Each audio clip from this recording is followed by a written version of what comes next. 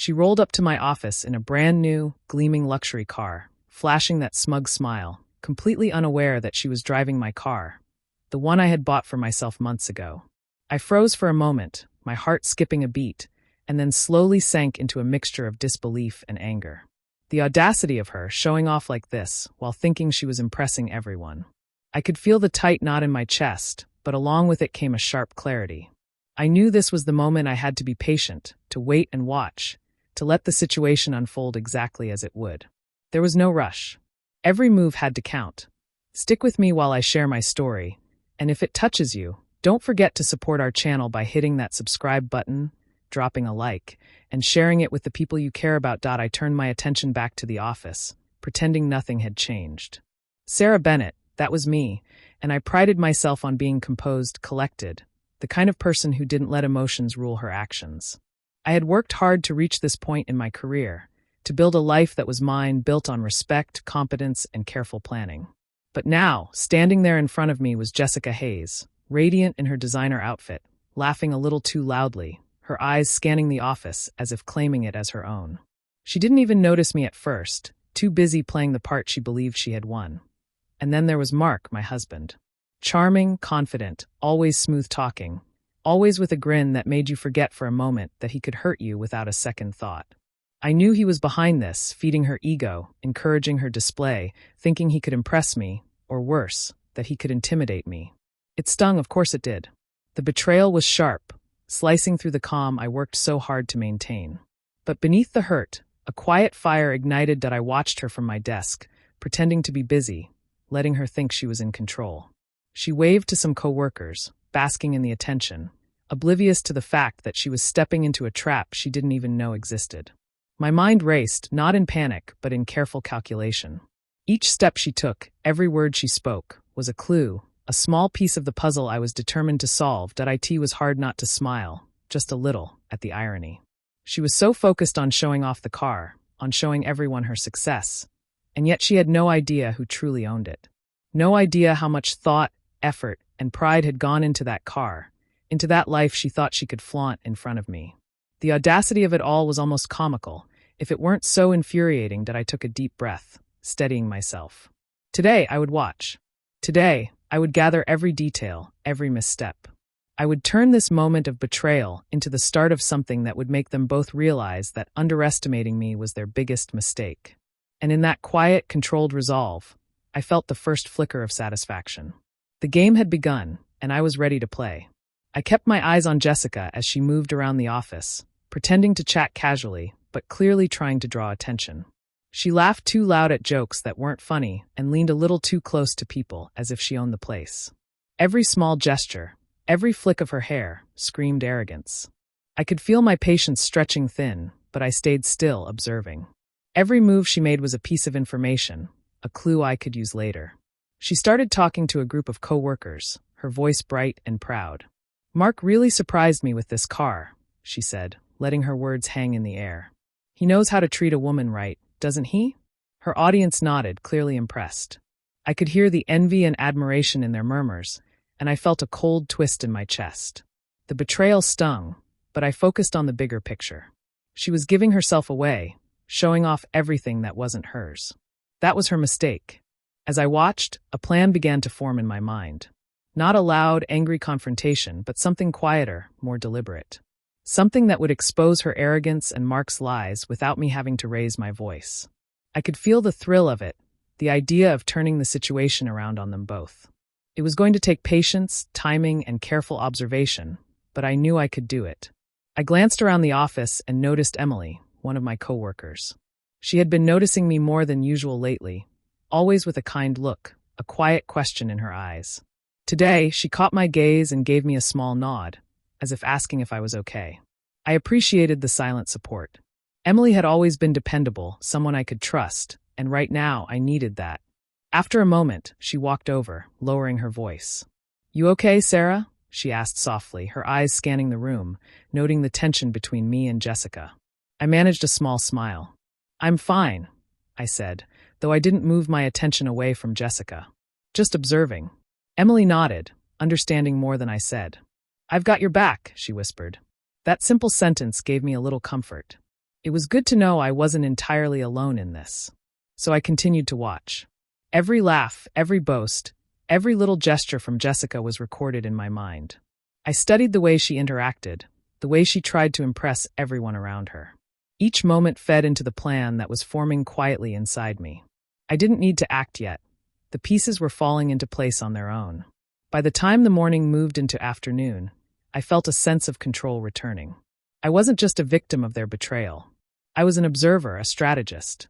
And with Emily quietly by my side, I knew I could wait, watch, and make sure that when the time came, the truth would be revealed exactly the way it should be. I was filing some papers near my desk when I heard Mark's voice faintly through the thin office walls. At first, I thought I was imagining it, but then Jessica's laughter cut through clearly, sharp, and self-satisfied. They weren't speaking casually, they were planning. "She'll never see it coming," Mark said, and Jessica giggled. "I can't wait to see her face when she realizes how much I have now. She'll be shocked." My stomach dropped. The words hit harder than I expected. They weren't just flaunting the car or enjoying attention. They were talking about humiliating me, making me look small, all while pretending it was some clever little joke. Anger and hurt collided in my chest. I felt betrayed, shocked that someone I loved, someone I trusted, could be so thoughtless, so cruel. For a moment, I wanted to storm in and confront them, to demand an explanation, to shout out all the anger that bubbled inside me. But then I remembered myself. I remembered who I was, the person I had worked so hard to become. I had faced challenges before, had been underestimated, laughed at, and yet I always found a way to come out stronger. Losing my composure now would only give them the satisfaction they were clearly craving. No, I decided I wouldn't confront them openly. This was my chance to be smarter, to take control in a way they would never expect. That I leaned against my desk, letting the hurt wash over me, but keeping it contained. My mind, always quick and calculating, began turning over possibilities. If I acted impulsively, it could backfire. But if I observed, waited, and let them reveal everything themselves, the outcome could be entirely different. I had always relied on strategy and patience when life threw betrayal my way. I wasn't the type to be caught off guard for long, and this situation, as painful as it was no exception. I thought back to times in my past when people had tried to manipulate or deceive me. Each time, I had found a way to turn the tables without losing my dignity. That resilience wasn't just luck, it was the result of paying attention, thinking ahead, and staying calm under pressure. This was another test, another chance to prove that even when someone tries to make you feel powerless, you can reclaim your strength quietly, efficiently, and with precision. As I stood there, listening to their muffled voices fade away, I felt a shift inside me. The betrayal was real, the pain undeniable, but so was the opportunity. They believed they were in control. They believed their plan was foolproof. And that confidence would be their undoing. I didn't need to raise my voice or create a scene. I just needed to be patient, to watch, to wait for the perfect moment. A small, determined smile touched my lips. This wasn't just about revenge. It was about reclaiming respect, dignity, and the power they had tried to strip from me. I could feel the first threads of my plan weaving together in my mind. And in that moment, despite the sting of betrayal, I felt a quiet confidence settle in. I would outsmart them. I always did. Later that day, I walked past Jessica's desk, keeping my tone casual and calm. "That car of yours is really something," I said, letting my words sound natural, like a simple compliment. Her eyes lit up, and she leaned back, grinning. "Oh, Mark really surprised me with it," she said proudly, her voice dripping with smug satisfaction. She had no idea she was praising something that belonged to me. I forced a polite smile, hiding the rush of amusement that bubbled inside.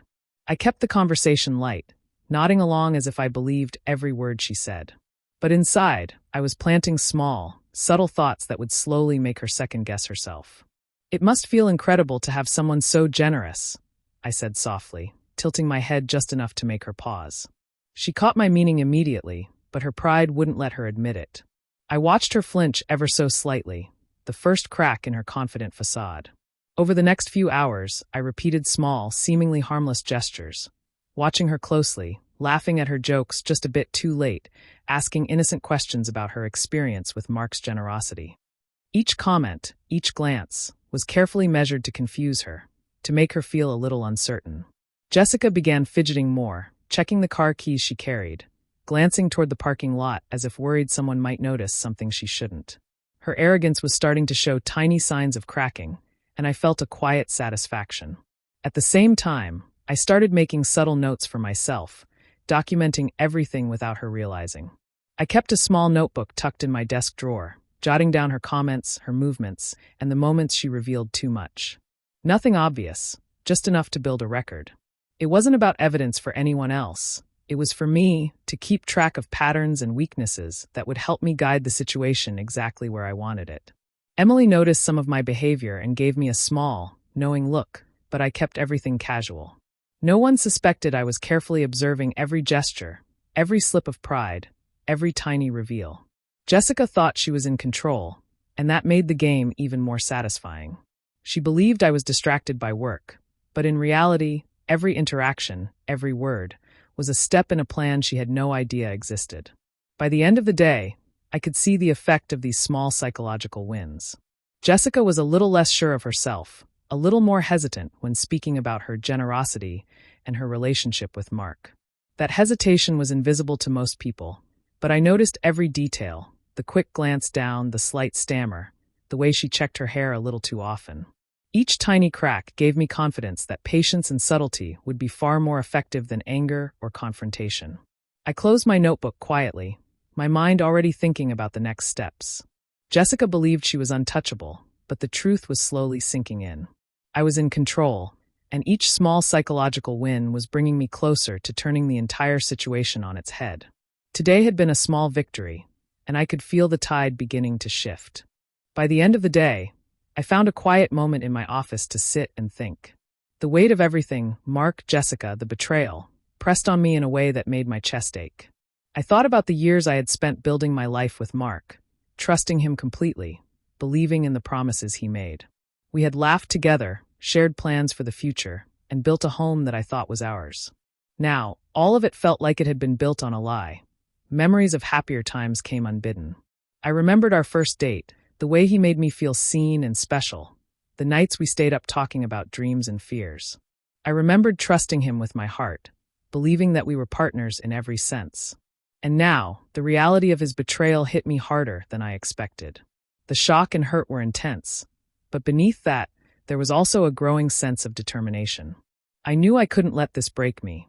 Not when I had the chance to take control that I started thinking carefully about my next steps. Confronting Mark and Jessica directly would only satisfy their egos and give them the drama they wanted.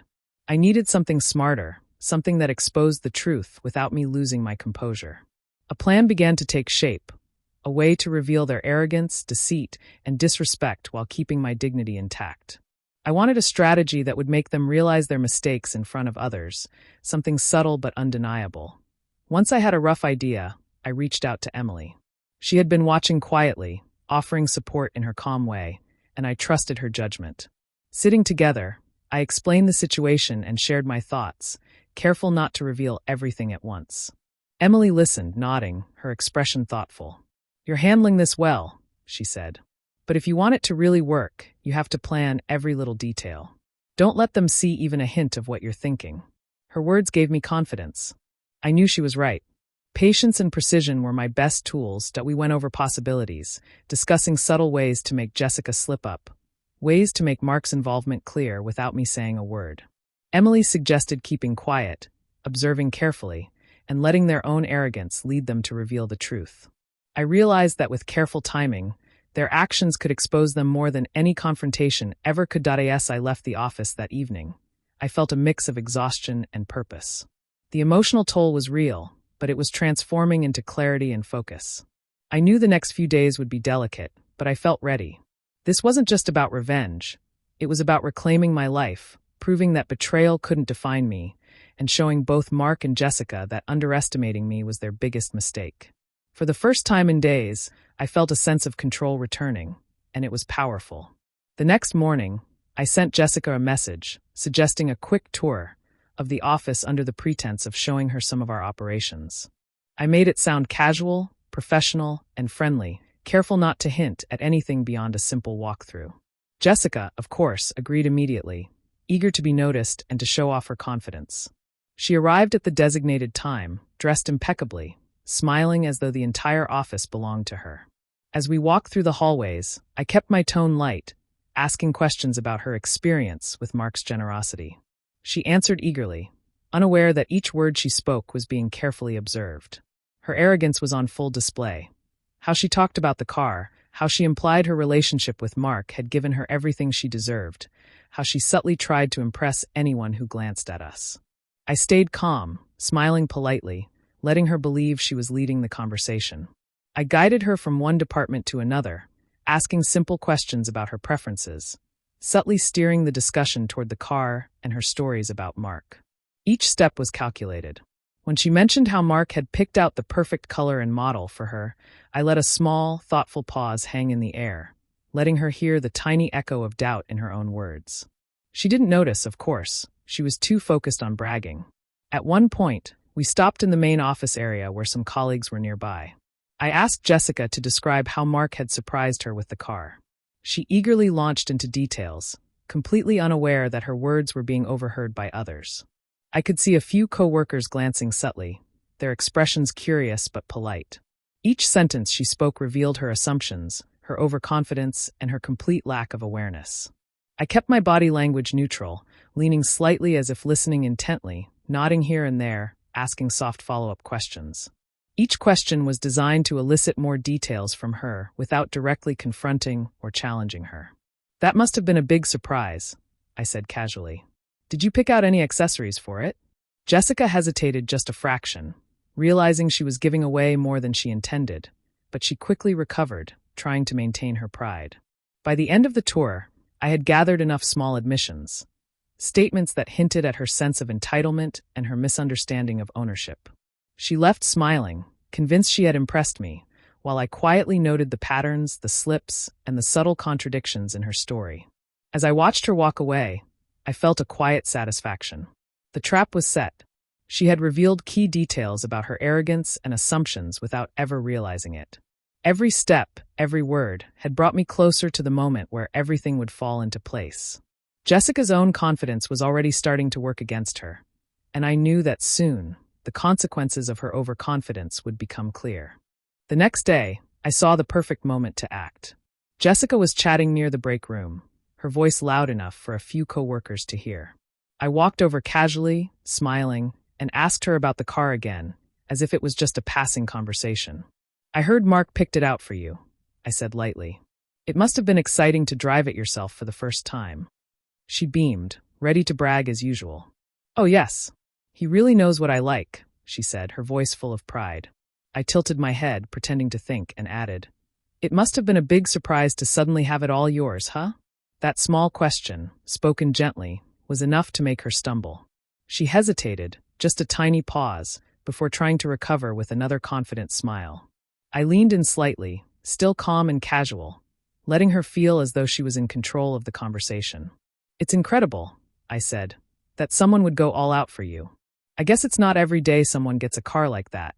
Her smile wavered for a second, and I could see her mind racing. I didn't push. I just let the silence grow, gentle and intentional. Finally, she spoke, almost as if convincing herself. "Well, technically, I don't really own it. Mark, he arranged everything, but I've been driving it mostly. It's not exactly mine." The words fell out, and I let them linger. The few co-workers nearby, who had been listening quietly, exchanged glances, whispering softly to each other. Eyes widened in disbelief, whispers spreading like fire. Jessica's smug facade cracked almost immediately. Her confidence faltered, and she tried to regain control, but it was too late. I stayed calm, smiling politely, as the room filled with murmurs. There was no yelling, no shouting, just a quiet truth revealed in the right way. Jessica's pride and arrogance had done the work for me. She looked around nervously, realizing the impact of her words, but I said nothing. I didn't need to. The humiliation was subtle but undeniable. Mark arrived shortly after, striding in with his usual charm, probably intending to smooth over any awkwardness. I greeted him politely, maintaining my calm demeanor, and he faltered slightly, realizing something had already shifted. He glanced at Jessica, her face slightly pale, and then at me. He opened his mouth, but I gave a small, polite smile and said nothing, letting the moment speak for itself. As he left, shoulders stiff, and Jessica slunk away toward her desk, I felt a quiet wave of relief and satisfaction wash over me. The betrayal had been acknowledged without a fight, the truth quietly exposed, and I hadn't lost my composure once. There was validation in the glances of co-workers who now understood the reality, a sense of justice that didn't need words. I allowed myself a small, deep breath, feeling the weight lift slightly from my chest. Today, patience and careful observation had paid off. The quiet victory was mine, and the lesson had been delivered without a single loud confrontation. Later that evening, I asked Mark to meet me privately in our home office. The house was quiet, and the tension between us was thick. I took a deep breath, steadying myself, knowing that I needed to stay calm. My anger was real, but I couldn't let it control me. I needed him to understand the depth of his betrayal without me losing my composure. "Mark," I began softly, "I know everything. I heard your plans with Jessica, and I saw how you both tried to humiliate me." My voice was even, but firm, carrying the weight of hurt and disappointment. I watched him carefully, noting the way his confident mask wavered. He opened his mouth to speak, but I held up a hand, stopping him. "You don't get to explain," I said quietly. "I want you to understand how this feels from my side. The trust you broke, the promises you made, all of it." My voice faltered for just a moment, showing the raw pain beneath my calm exterior. He swallowed hard, shifting uncomfortably. The excuses he usually relied on, blame, charm, manipulation, fell apart in the face of my quiet determination. He couldn't deny what he had done, and I didn't let him hide behind words. Meanwhile, I didn't need to raise my voice or create a scene to deal with Jessica. Earlier, in front of the co-workers, her arrogance had already been exposed. She had revealed herself completely, her confidence crumbling into embarrassment. The quiet murmurs, the subtle glances from others, and the awareness that everyone now knew the truth worked perfectly. Jessica had no idea how I had orchestrated it, and that made her humiliation even more effective. She slunk back to her desk, eyes down, while I remained composed, watching with quiet satisfaction.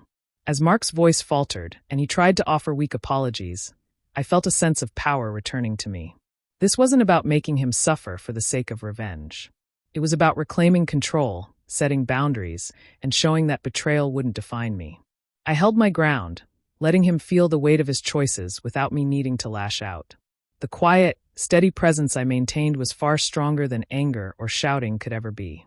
After he left, I sat in the office for a moment, reflecting on everything. The emotional toll had been heavy, but so had been the clarity I had gained. This confrontation wasn't just about Mark. It was about me, about my dignity, my resilience, and the fact that I could rise above the deceit. I realized that true strength didn't come from anger or revenge alone. It came from patience, intelligence, and the ability to reclaim your own life quietly but firmly. I felt a calm satisfaction settle in. The betrayal had been acknowledged, the truth revealed, and my power quietly restored. Today wasn't about revenge for revenge's sake.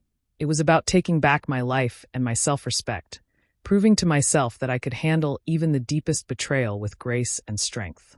In the days that followed, I began to feel a shift inside me. The hurt from Mark's betrayal was still there, lingering like a shadow, but it no longer controlled me. Each day, I focused on rebuilding myself, quietly but steadily. I threw myself into my work, taking on new projects and responsibilities with a renewed energy.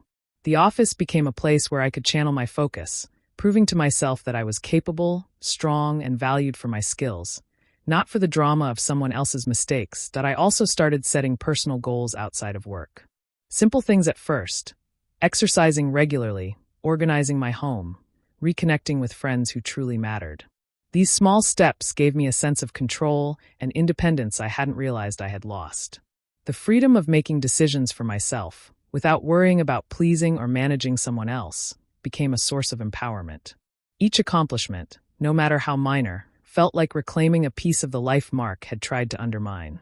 Meanwhile, I observed the consequences of their actions from a distance. Mark's betrayal had left him isolated. Friends who had once admired him began to see the cracks in his charm, the selfishness in his behavior. His reputation took subtle but noticeable hits. Jessica, once so confident and arrogant, now faced quiet whispers from coworkers and acquaintances who had learned the truth. Her social image had faltered, and she could no longer rely on the illusion of superiority she had carried with her.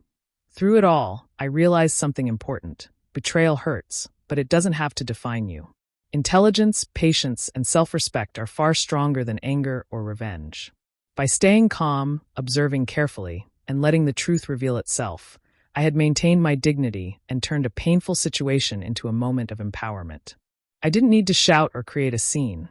The natural consequences of their choices did the work for me, that I also noticed a deeper change within myself. The experience forced me to reflect on what I truly valued and what kind of person I wanted to be.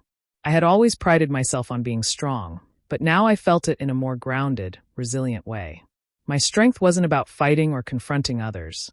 It was about staying steady, making thoughtful choices, and protecting my own well-being. I felt a sense of inner peace that I hadn't known in months. As weeks passed, I felt lighter. I laughed more easily, concentrated better, and felt proud of the woman I was becoming. Mark's absence from my emotional life no longer mattered, and Jessica's humiliation was no longer a focus. The focus was on me and the life I was reclaiming. The experience had taught me that patience and strategy often win where anger fails. By protecting my dignity and moving forward, I had gained not only control over my circumstances, but also a renewed confidence in myself and the future I was building. Weeks later, I sat behind the wheel of the same luxury car that had caused so much tension, my hands resting on the steering wheel as I took a deep breath. This time, there was no smugness, no arrogance, only a quiet sense of accomplishment. The car, once a symbol of someone else's attempt to impress and undermine me, now represented something entirely different. It was mine, a part of the life I had worked for and reclaimed. Driving it felt like reclaiming more than just a vehicle. It felt like reclaiming my confidence, my choices, and my dignity. As I navigated through familiar streets, I reflected on everything that had happened. Betrayal had hurt me deeply, no question about it, but it had also taught me valuable lessons. I realized that resilience isn't about avoiding pain or pretending nothing happened. It's about facing it, learning from it, and using it to become stronger. The experiences with Mark and Jessica had forced me to rely on my intelligence, patience, and careful observation. I didn't need loud confrontations or dramatic gestures to reclaim my power. Subtlety, strategy, and calm self-assurance had done far more than anger ever could. I thought about how revenge is often imagined as cruel or explosive, but in reality, it doesn't have to be. The most satisfying victories are sometimes quiet, almost invisible, yet undeniable to those who caused the pain. By staying composed, observing their mistakes, and letting the truth unfold naturally, I had delivered a consequence that was more powerful than any confrontation could have been. Jessica's arrogance and Mark's deceit had unraveled without me having to raise my voice, and that made the moment even sweeter in its own quiet way. Driving, I felt a sense of empowerment that went beyond the events themselves. The lessons I had learned about patience, awareness, and self-respect were mine to carry forward. I realized that sometimes the person who believes they are winning is actually losing the most. That thought brought a small, satisfied smile to my lips. I had faced betrayal, navigated it with intelligence, and come out the other side not only unbroken but stronger and more self-assured than before. By the time I returned home, I felt a sense of emotional closure settling over me. I wasn't holding on to anger or resentment anymore. I wasn't consumed by what Mark or Jessica had done. Instead, I had reclaimed my peace, my dignity, and a renewed sense of self-worth. I had shown myself that even in the face of betrayal, it's possible to remain composed, act wisely, and rise above the situation with grace. I parked the car and stepped out, taking one last look at it. It wasn't just a vehicle. It was a reminder of what I had endured and overcome. The journey through betrayal and humiliation had tested me, but it had also proven my strength. I walked inside with my head held high, feeling lighter, stronger, and ready to embrace the life I had rebuilt. Today, I was free, confident, and fully aware of my own worth, and that was a victory no one could take away.